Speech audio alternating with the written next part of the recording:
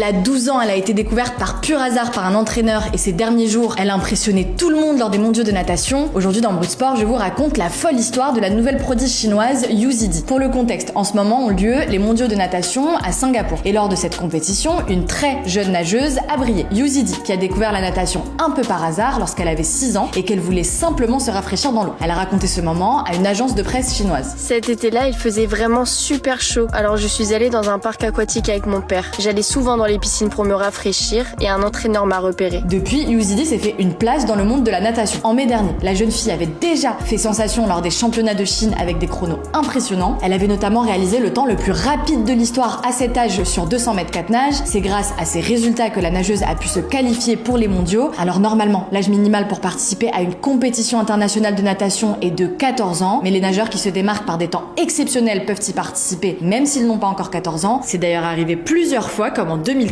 où une nageuse de Bahreïn a participé aux mondiaux de natation à seulement 10 ans. Revenons à Yu. Ce lundi, lors de la finale du 200 mètres 4 nages des mondiaux de Singapour, la nageuse a terminé à la 4e place. Les performances de Yu à un si jeune âge ont impressionné tout le monde, dont l'entraîneur de l'équipe chinoise, Michael Ball. Je n'ai jamais vu une fille de 12 ans nager de cette façon. Si elle continue sur cette lancée, elle deviendra un pilier de la natation chinoise. Dans une interview donnée à l'agence de presse Chine Nouvelle, Yu s'est exprimé. Mon âge est un avantage pour le moment. J'espère développer encore plus de force en grandissant. En Chine, on la considère déjà comme l'avenir de la discipline.